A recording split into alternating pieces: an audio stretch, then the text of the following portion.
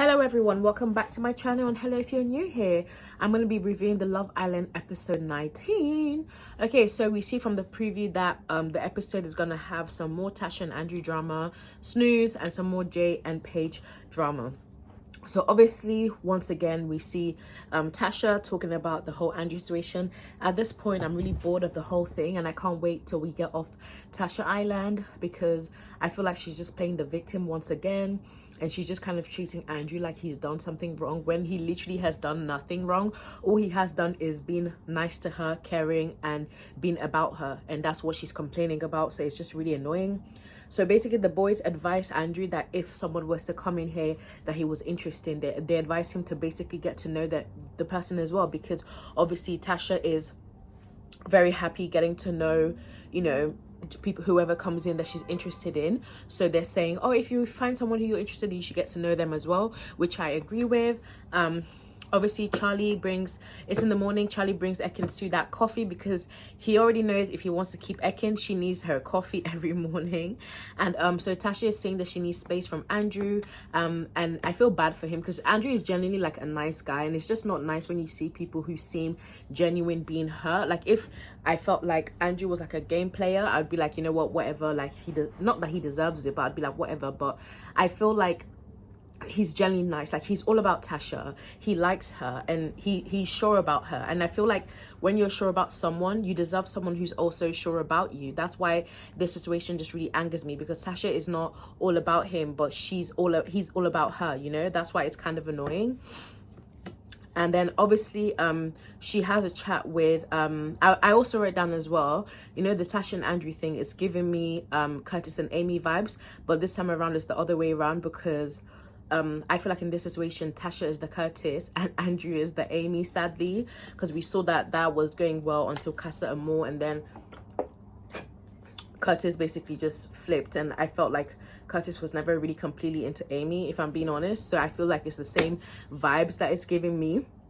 So Tasha has a chat with Dami and Luca, and I've noticed that I feel like she's just a bit too concerned about what everybody else thinks. It's like, you should be having a chat with Andrew, you should be sorting things out with Andrew and with yourself, going to talk to these boys, crying so that they will comfort you. I feel like she just doesn't want to do what, like, I feel like if she wanted to get to know someone, she's very cautious about doing it, because she doesn't want the boys to judge her or the girls to judge her. But I feel like, you know, be about it. Like, if you want to get to know other people, if there's whatever consequences comes with that, then it's fine. So I feel like she's just a bit too much of a people pleaser and just concerned about what they think, and then she starts crying. And that's the thing, guys, I can't stand it when people start crying automatically when they're literally being like, when they're in the wrong. I just can't stand it. This is the same thing Lucy from season 5 used to do. Lucy used to cry all the time, and because of that, people used to go around her like eggshells, tread around her like eggshells. People used to tread on eggshells around her because they didn't want her to be upset. So I hate when people use crying as like a defense tool every time, because it makes people feel like they can't say what's on their mind because they feel bad. So I just can't stand it, and I feel like she's just using it as a way to duck out, because when she's like, that's why it's annoying as well, guys. Tasha is the same person who said that, oh, if Andrew was going, it'll be no question for her, she's going as well. Why are you making such big promises? Why are you saying such big statements when all it takes for you is for someone to come in and for you to have a hot tub date, for you to realize that actually you're not all about him? Do you guys get what I mean? Like, I just think it's just unfair. But anyways, I'm getting a bit bored of the Tasha and Andrew content at this point, so I'm looking forward to tomorrow, because it seems like we're going to be completely off Tasha and Andrew Island. So Paige and Jay have a chat, and basically Jaques is saying that he feels like the chat Paige is having with Jay is really different from the chats he has with her. He's saying that he thinks that Jay and Paige have boring chats, and it's quite funny for him to say that, because we saw that Paige was saying that the chat was good, and Jay is like asking questions about her, and he actually does want to get to know her, and she's saying that they're very different. And it is true, Jay and Jaques, they're very different men. I don't really think you can compare them, because I feel like they are quite different. So they're just different people, guys. I'm literally just watching After Sun as well, sorry. So yeah, I do think it's true. Jay and Jaques are very different guys. I still feel like the feelings that Jay finally has for, like, from nowhere has for Paige, I feel like it's a bit strategic. Not that there's not, like, obviously Paige is a beautiful girl, obviously he can just have feelings for her, and he just can't like her, but I just feel like it's just a bit too random. If this was before the recoupling, I would have been like, okay, whatever. I just feel like Jay just is being strategic just to be there, just to coast in there for as long as possible. I do think he's going home very soon because I feel like everybody can clock onto it. He's playing a very obvious game, and that's why I think he likes Paige. If anything, I thought him and Antigone had more chemistry, so I was surprised that he didn't even try to get to move to her. I was just a bit confused about that. Anyways, they're having a chat, and Jaques is getting a bit like jealous, a bit heated up about it. And then obviously we see Davide talking to, I think he was talking to like Jay or Andrew, and he was basically saying that if he wanted Ekin, that he'd get her back. And I found this funny because this is the same thing Ekin said. Ekin said that if she wanted Davide, she'd get him back as well. So I feel like, yeah, with Davide and Ekin, I just feel like there's still something there. I don't know what it is. I feel like there's still something there, but I feel like Davide has just a lot of pride and he just doesn't want to get back there. But I'm convinced that there's some feelings there. I'm convinced. But anyways, so the funny thing is about the Jay and Jack situations, and the Jay, Jack and Paige situation, the love triangle, I actually don't like Jay or Jax. I only like Paige. I feel like Paige can be with someone better and more deserving of her. You know, I'm just not a fan of either of those boys, so I feel like she can do better. But I don't buy it from Jay because I think it's a bit too calculative, him having feelings for Paige after seeing that she wasn't in the bottom 3. And for Jax, I just don't trust him. I just feel like just something just makes me feel like he's gonna hurt her, and I don't know what it is. I really don't know what it is. I just don't trust him.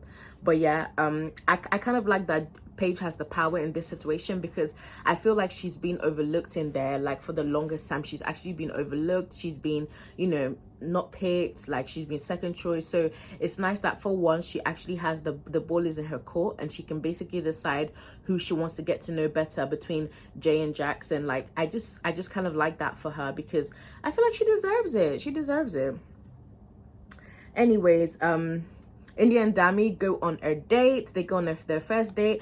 I was saying as well, I feel like the date that they went to is perfectly suited for both of them because it was just like a nice setting with like, I think they were having like champagne or like Prosecco or something. So I feel like it was kind of like classy vibes. And I feel like that date was suited to them as well. And I just thought it was really cute. They talk about the future, what they want out of it long term. I think Indiyah and Dami actually are feeling each other. I don't think it's fake. I don't think it's forced.